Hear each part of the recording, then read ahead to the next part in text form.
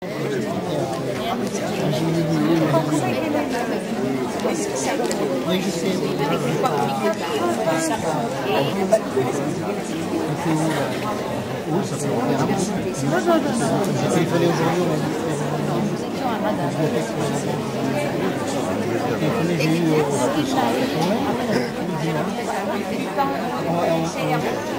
êtes psychologue ou assistante? Oui, exactement. Voilà. Ils sont les bons.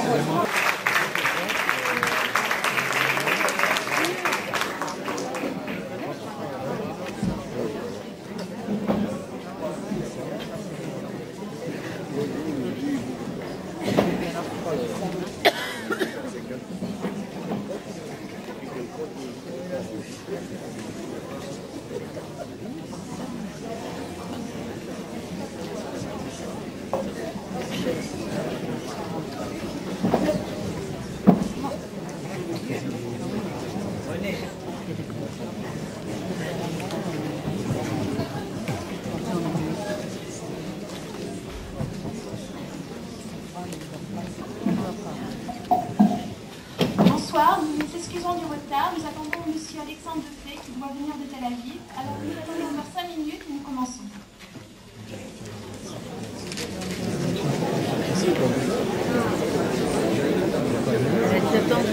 Et le conseiller culturel auprès de l'ambassadeur.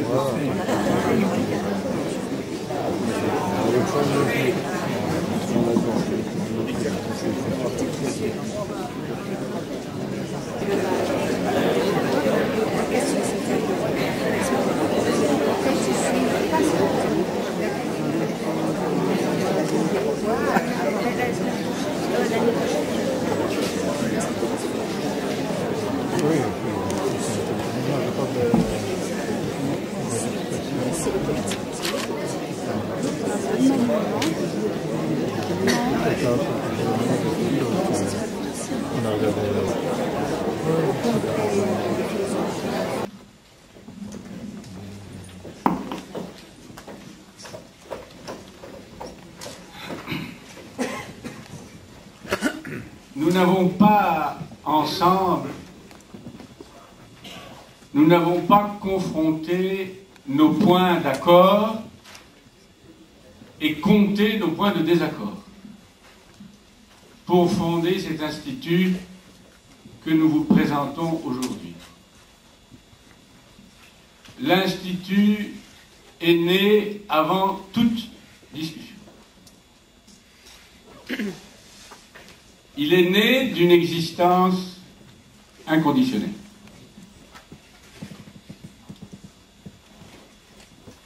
L'occasion, dans une rencontre à Paris, au début de l'année,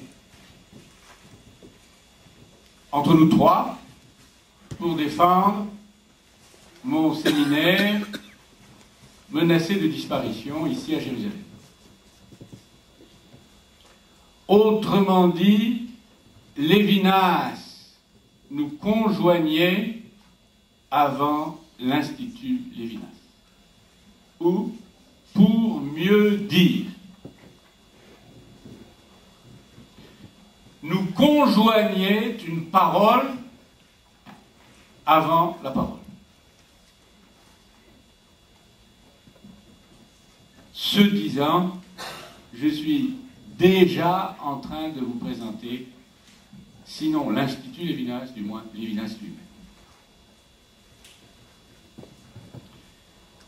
Car tout Lévinas peut s'entendre de ce point, une parole avant la parole.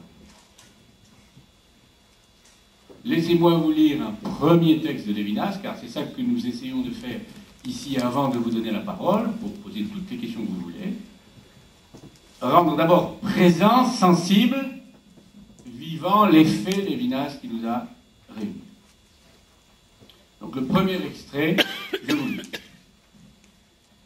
La logique des Hellènes, des Grecs, établit, on le sait, un accord entre les hommes. Mais il y a une condition à cela. il faut que notre interlocuteur consente à parler. Il faut l'amener au discours. Et Platon, au début de la République, nous dit que personne ne saurait obliger autrui à entrer dans un discours. Et Aristote nous dit que l'homme qui se tait pourra indéfiniment se refuser à la logique de la non-contradiction. Le monothéisme, la parole du Dieu un, est précisément la parole que l'on ne peut pas ne pas écouter, à laquelle on ne peut pas ne pas répondre. Elle est la parole qui oblige à entrer dans le discours. Voilà, tout est dit. Il me suffit simplement d'expliciter ce... Je confirme la proposition initiale de Béni.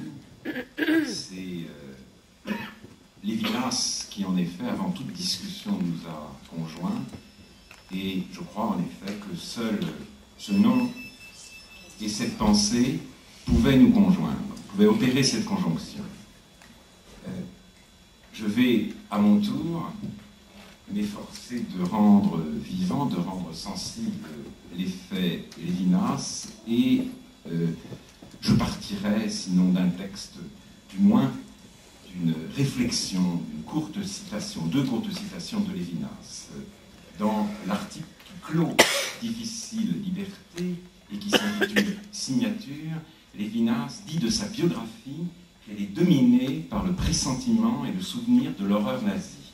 Et dans un entretien paru en 87, il dit ceci: « Ma vie se serait-elle passée entre l'hitlérisme incessamment pressenti et l'hitlérisme se refusant à tout oubli ?» Cette question est un aveu. L'aveu d'une hantise, d'une obsession. Et quand il dit « ma vie », il inclut son œuvre, puisque le propre de l'obsession, justement, c'est de tout envahir, d'occuper jusqu'au moindre recoin du camp à soi. La pensée de Lévinas est affectée par la catastrophe. Qu'est-ce que cela veut dire? Autre texte que je lis maintenant, Lévinas dit ceci: « La disproportion entre la souffrance et toute théodicée se montre à Auschwitz avec une clarté qui crève les yeux. Sa possibilité met en question la foi traditionnellement millénaire. Le mot de Nietzsche sur la mort de Dieu ne prend-il pas dans les camps la signification d'un fait quasi empirique? La théorie... » Je demande aux personnes qui sont là, si vous voulez entrer, si vous voulez les deux, voilà.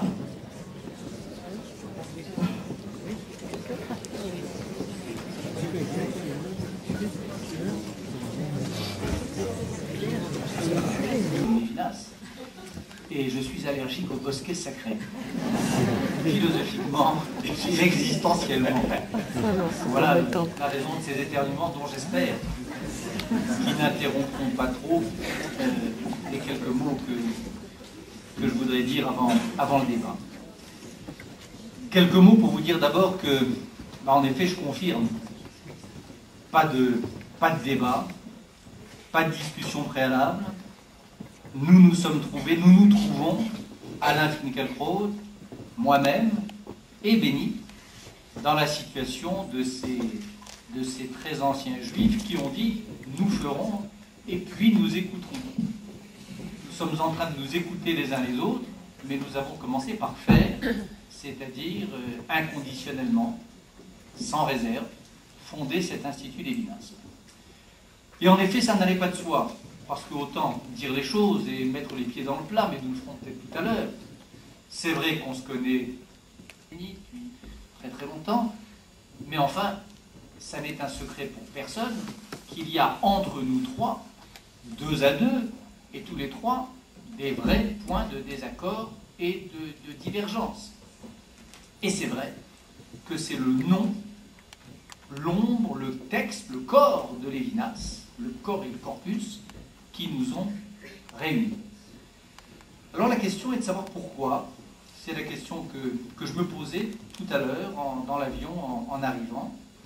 Qu'est-ce qui, dans le visage de Lévinas, tel que nous en avons tous les trois le souvenir, qu'est-ce qui, dans les textes de Lévinas, sur lesquels nous avons les uns et les autres, et sûrement ici beaucoup, un peu travaillé, qu'est-ce qui fait que trois philosophes, aussi proches et aussi dissemblables, puissent se réunir aujourd'hui pour inconditionnellement, avec le soutien d'intellectuels israéliens, avec le soutien de philosophes français, avec le soutien du Premier ministre français et de l'ambassade ici, à laquelle je tiens à rendre hommage, fonder aujourd'hui, poser les bases de cet institut Lévinas. Il y a des raisons singulières pour chacun, sûrement. Grande importance de Lévinas, Alain en a dit un mot dans sa biographie intellectuelle. Très grande importance aussi pour Béni, qui en a dit un mot aussi tout à l'heure, quand, au sortir de la période d'égarement politique qu'il a connue, retrouvant le goût de la soif, retrouvant le goût de boire, retrouvant la soif, il a trouvé dans les textes de Lévinas la source à laquelle étancher cette soif revenue. Importance singulière pour moi aussi. Je raconterai un jour ce que j'appellerai l'histoire du chapitre manquant de mon tout premier livre. Il y a 25 ans, lorsque j'ai écrit La barbarie à visage humain, il y a un chapitre qui est à la fois présent et manquant dans le livre. Un chapitre qui y était, qui est probablement de tous celui que j'ai eu la plus grande difficulté à écrire, autour duquel j'ai tourné des mois et des mois, et que j'en ai finalement retranché. Retranché parce qu'il ne me satisfaisait pas, retranché parce que je sentais bien que c'était le chapitre central de cette petite architecture naissante, et retranché parce qu'il n'était pas à sa place. J'ai découvert, quelques mois plus tard, par le hasard des rencontres, et de la rencontre avec lui, Lévinas, que ce chapitre manquant, ce chapitre que je n'avais pas pu écrire, ce chapitre qui faisait littéralement défaut à ce livre, et qui allait donner d'ailleurs mon livre suivant, qui s'appelait Le Testament de Dieu, c'était un chapitre que je ne pouvais pas écrire tant que je n'avais pas lu Lévinas, eu accès à la parole lévinassienne. Donc pour chacun d'entre nous, il y a, et en cela nous nous ressemblons, il y a une importance spécifique, singulière, du texte lévinassien dans nos vies et dans nos travaux. Mais enfin, qu'est-ce qui fait que par-delà nos itinéraires singuliers et le point où nous sommes chacun de notre aventure personnelle, de notre histoire personnelle, qu'est-ce qui fait dans l'œuvre de Lévinas, dans ces textes, que nous pouvons être là ensemble aujourd'hui? Alors je ne vais pas, et nous n'allons pas, je crois, je le crains, répondre à cette question ce soir en quelques minutes ou quelques heures, mais enfin je voudrais très rapidement risquer 2 ou 3 hypothèses, à charge tout à l'heure, bien sûr, pour nous tous, ensemble, et un ensemble qui cette fois-ci ira au-delà des 3 qui sont ici, tenter d'approfondir ces hypothèses ou peut-être de les réfuter. Première hypothèse, c'est que Lévinas, vous le savez, est un penseur juif, bien sûr, mais c'est d'abord un philosophe. Qu'est-ce que ça veut dire d'abord un philosophe? Ça ne veut pas dire seulement qu'il est l'un des introducteurs, sinon l'introducteur en France avec Henri Corbin, de l'œuvre de Heidegger ou de Husserl. Ça ne veut pas dire seulement, comme Béni l'a montré dans Visage continu, qu'il est le lieu où tente de se penser et de se nouer, et où se noue, là, pour aller très très très vite, la pensée juive et la pensée grecque. Mais ça veut dire beaucoup plus profondément encore, je crois, et cela aussi Béni l'avait vu, l'avait dit dans Visage continu, cela veut dire que par-delà ou avant la question de la morale, avant la question de la piété, avant la question de savoir si l'on croit ou si l'on ne croit pas, si l'on prie ou si l'on ne prie pas, Lévinas est le philosophe contemporain qui dit qu'avant tout cela, il y a la question de la connaissance. La connaissance, le savoir, l'étude. Le Talmud, d'une certaine manière, avant la Kabbale. L'idée fréquente dans l'œuvre de Lévinas, qui revient de manière récurrente d'un bout à l'autre, depuis les articles recueillis dans Difficile Liberté jusqu'à des textes beaucoup plus tardifs. L'idée que la foi est impossible à l'ignorant. Lévinas dit souvent cela. La foi est impossible à l'ignorant. L'idée encore, dans un texte très connu de Difficile Liberté, un texte, je crois, de l'immédiate après-guerre, qu'on ne peut pas être juif sans le savoir. On n'est pas juif, on ne peut être juif sans le savoir, au sens le plus fort de ce mot-là. Donc, un philosophe, un homme de science et de savoir, un homme de connaissance. Alors, être juif, diverses manières, bien sûr, divers accès à l'être juif et à la manière d'être juif, bien sûr, mais sur ce fond-là, qui, je crois, nous importe à tous trois, et nous importe, je crois, à tous ici, sur ce fond qu'est le primat, l'antériorité, l'essentialité de l'étude, de la connaissance, du savoir ou de la philosophie. Deuxième hypothèse, je crois que ce qui fait lien entre nous aussi, dans l'œuvre de Lévinas, c'est probablement la façon dont se pense en lui la difficile question des rapports, des relations entre, là encore, employons très vite, et le débat approfondira tout cela, des gros mots, mais Israël et l'exil. C'est là encore un secret pour personne que parmi les trois qui sont ici aujourd'hui, l'un est un homme engagé dans la société israélienne, les deux autres ne le sont pas. Ce sont des juifs de l'exil, de la diaspora. C'était la situation de Lévinas, bien sûr, mais c'est surtout, je crois, l'une des questions, l'une des ambivalences, ou des amphibologies, ou la polarité, disons, la bipolarité, sur laquelle Lévinas n'a cessé de se pencher.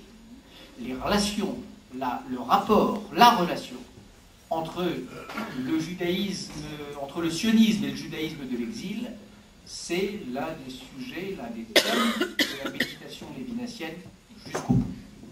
Sa fidélité à Israël, vous la connaissez, nous la connaissons tous. Il y a des textes précoces dès l'immédiate après-guerre, dès la création d'Israël, des textes d'émotion, des textes de joie, presque naïfs parfois d'ailleurs, sur le bonheur de voir des timbres-postes juifs. Je me rappelle un texte dans l'actualité juive, peut-être 49 ou 50. Puis il y a des textes plus tardifs, où en effet, malgré l'opposition de principes ontologiques à l'idée même de l'hégélianisme et de tout ce qui va avec, un éloge de l'idée même ou de l'avènement de l'État dans le destin du peuple juif et d'un État juif.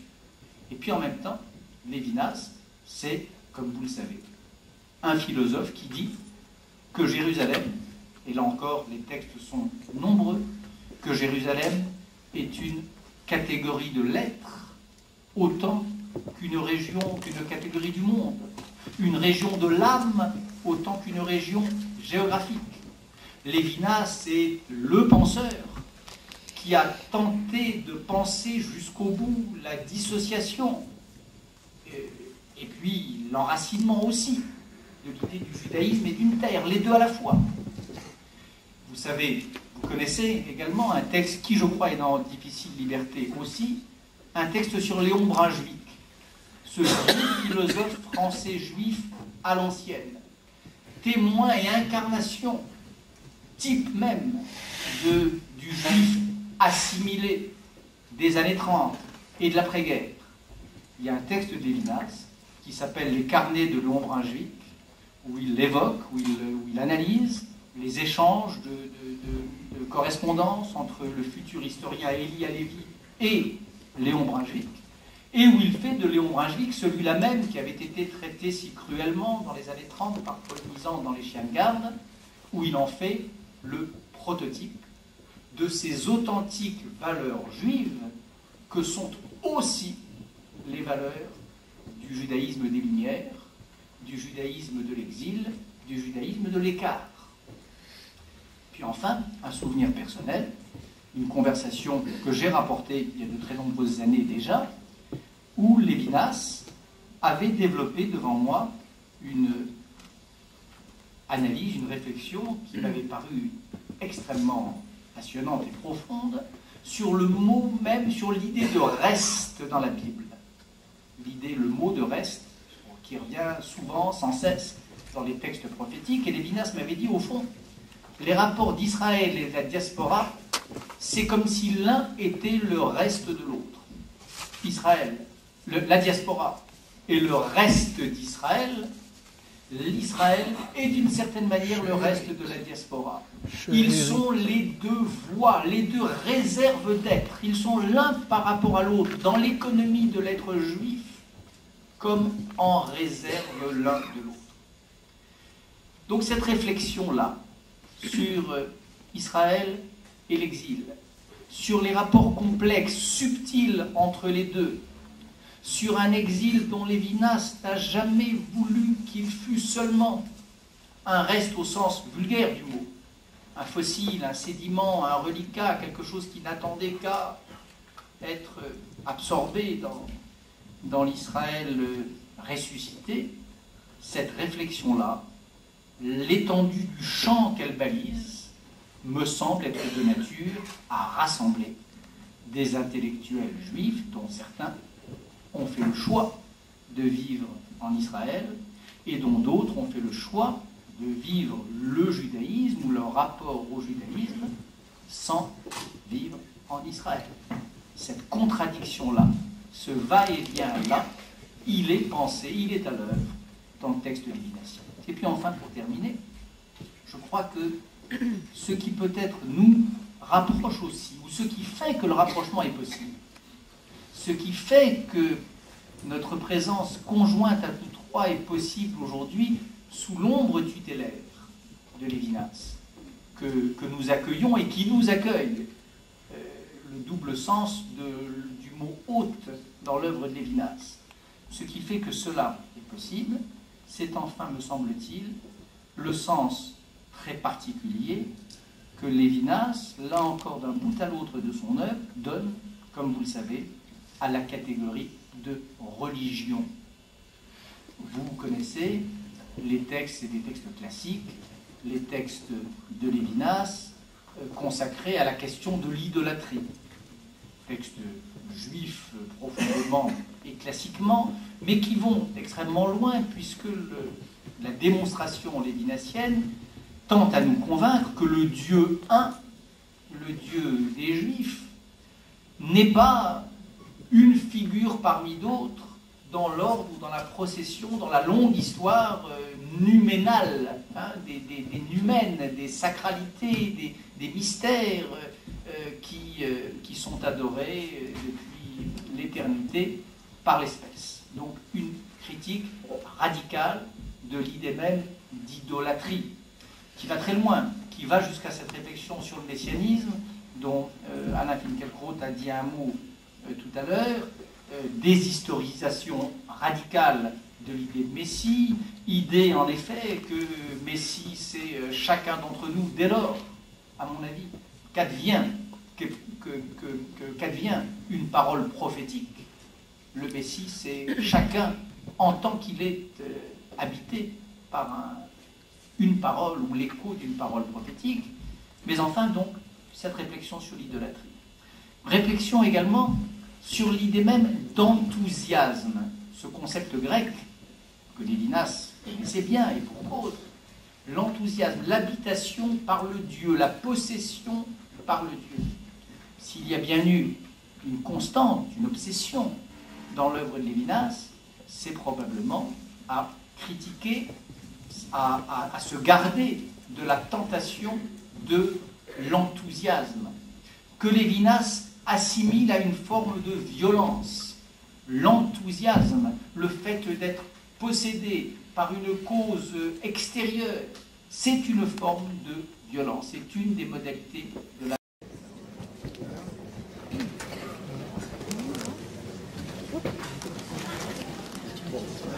Nous allons passer maintenant à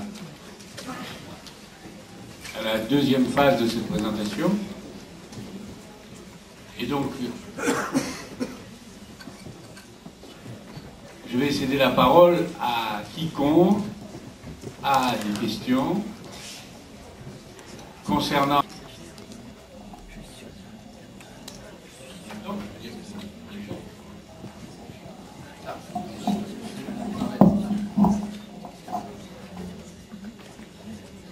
Parlez pas, on est là.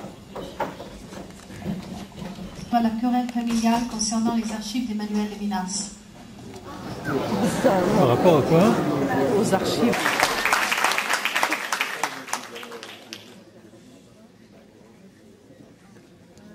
Alors, une petite anecdote. Quand il y a 5 ans, j'ai projeté ce qui précède cet institut à Jérusalem, à savoir l'école doctorale, il y a eu une espèce de campagne. Je sais, mais je ne vous dirai pas d'où elle vient. Quand j'ai décidé d'être extrêmement pacifique ce soir, une campagne pour dire ils veulent détourner les archives de Lévinas et les amener à Jérusalem. Le il, c'était moi. Car déjà à l'époque, je suppose qu'il ne peut pas y avoir de mensonge sans un petit peu de vérité, comme dit nos maîtres, comme disent nos maîtres. Je suppose, ça tient au fait que j'ai eu vaguement l'idée d'intituler l'école doctorale Lévinas. Je ne sais pas si c'était Institut Lévinas, mais enfin, de proposer ce nom comme notre centre ami, dont j'espère que nous aurons les relations avec lui les plus étroites, l'Institut Franz Rosenzweig. Bon, comme ça, on donnera suite à la proposition de Bernard.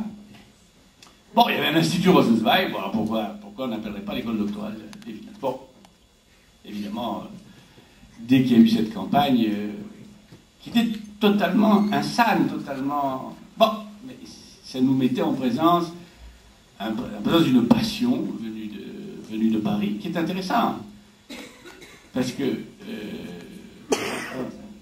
on voit bien que c'est tout ce Lévinas, tout le pli de Lévinas entre l'Occident et puis Jérusalem, qui est en jeu dans ses passions et dans ses délires. Ça, c'est pour dire un mot du sens. Maintenant, pour ce qui concerne la décision, alors ça, c'est clair. Nous avons informé, par courtoisie, le ou les héritiers, enfin, comme vous voulez, selon votre choix, selon votre parti, nous les avons informés. D'emblée, nous leur avons dit que l'Institut procédait d'une existence inconditionnelle.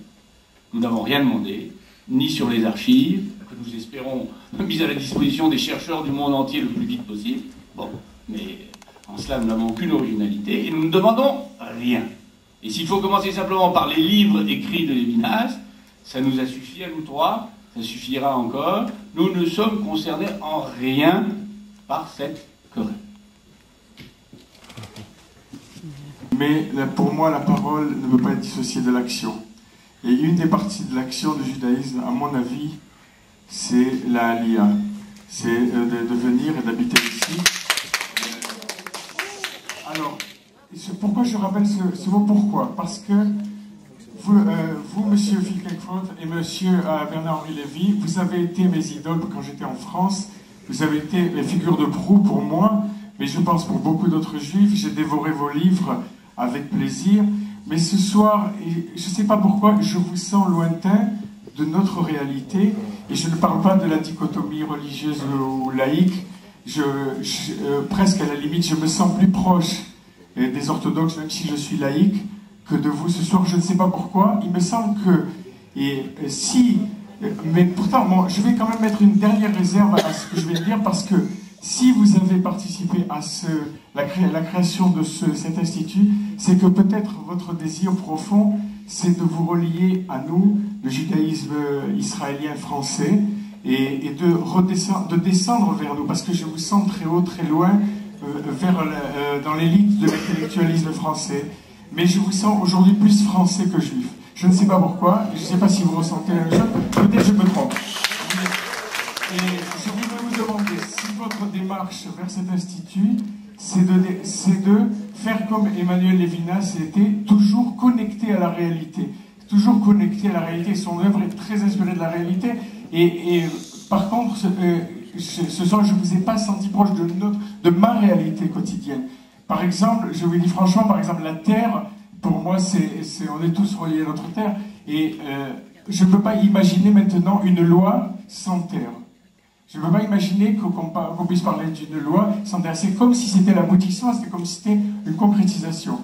Et je ne suis pas sûr que tous ceux qui ont ici sûrement planté des arbres en Israël, et vous êtes beaucoup, et moi particulièrement parce que je travaillais longtemps dans l'agriculture, j'ai planté des milliers d'arbres dans notre kibbutz, et j'ai senti enfin, j'ai enfin compris le discours dont je rêvais, du sionisme, de la réalisation, de la réconciliation avec moi-même. Je ne veux plus entendre parler de la double allégeance, je ne veux plus entendre parler du rapport du judaïsme avec le français.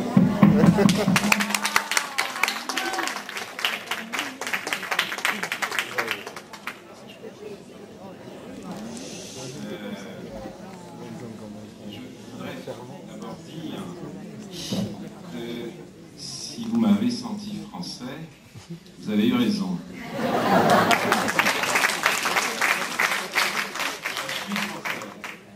Je suis français et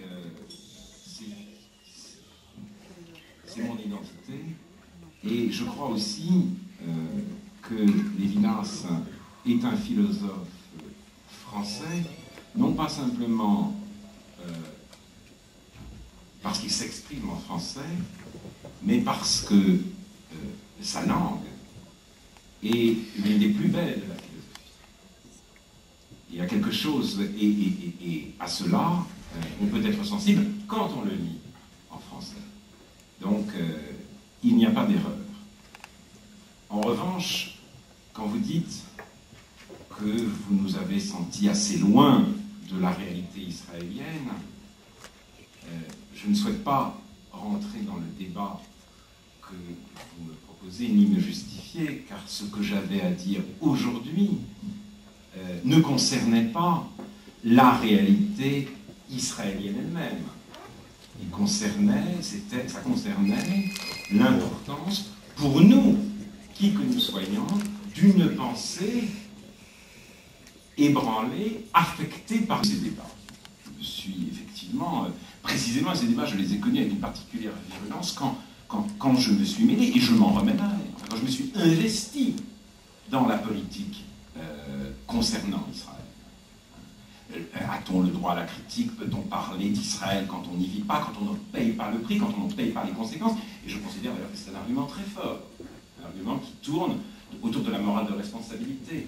Je déteste, je refuse comme intellectuel de céder aux sirènes de la morale de conviction, celle qui entretient la flamme de la pure doctrine sans se soucier justement des conséquences, sans en payer le prix.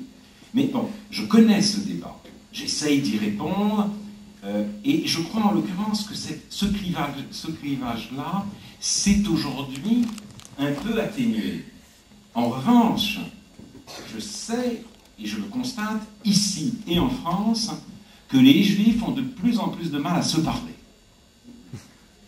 Donc il y a des divisions, mais qui parcourent le monde juif, et pas simplement la division entre la diaspora et Israël. Les Juifs ont de plus en plus de mal à se parler. Cette déchirure, elle est très profonde. En Israël, c'est terrible. En Israël, entre les religieux et les autres, les laïcs, à l'intérieur, on sent, c'est même une difficulté absolument oppressante. Et en France, effectivement, nous vivons les retombées de ce clivage. Et je crois que, justement, l'indécence de cet institut, c'est de permettre à des Juifs de retrouver un monde commun, de se parler. Non pas de permettre aux Juifs, en général, parce qu'il ne faut pas tomber dans l'irisme de la langue de bois. Les Juifs vont pouvoir se... Non. procédons beaucoup plus modestement, un par des conjonctions justement étranges, comme celle dont nous avons parlé à notre propos. Des Juifs qui viennent de traditions très différentes peuvent se retrouver autour de Lévinas pour penser avec lui. Et peut-être, comme j'ai essayé de le dire à la fin, et c'était ça, je l'espère, disons, l'aspect aussi concret de cet exposé, peut-être essayer d'échapper ensemble à cette sorte d'alternative si oppressante sur nous tous, en cette querelle des anciens et des modernes. Il y a peut-être, dans la mesure où la pensée de Lévinas, oui. Je ne dis pas de moi, je ne me pense pas comme quelqu'un, comme un écrivain d'identité française. Pour des tas de raisons. Pour des raisons littéraires et même pour des raisons très concrètes. Moi, je me sens parisien, par exemple. C'est Rimbaud, d'ailleurs, qui disait de Musset, soit dit en passant, que ce qu'il avait d'horrible, ce n'était pas le fait qu'il était parisien, c'est qu'il était français. Là-dessus, je suis rabaldien. Deuxième point, vous nous avez senti lointains. Ça, c'est vrai. Bien sûr qu'on est loin, pas lointain, on est loin, par définition. Et ce serait démagogie, ce serait langue de bois, ce serait mensonge, en tout cas pour moi, que de venir dire aujourd'hui, mais non, je suis au fait des contradictions, des débats de la société israélienne. Bien sûr que non. C'est pas pour ça d'ailleurs, pour ce qui me concerne, que j'ai contribué à fonder l'Institut Lévinas. C'est pas pour me rapprocher de la société israélienne. C'est pour contribuer à faire en sorte que la parole lévinassienne vive, et qu'elle vive au contact de la réalité de Jérusalem et au contact de la réalité du judaïsme de la diaspora. Et au contact aussi d'ailleurs d'intellectuels qui ne seront ni de ce judaïsme-ci ni de ce judaïsme-là. J'espère bien que viendront à Jérusalem, comme ils nous l'ont promis,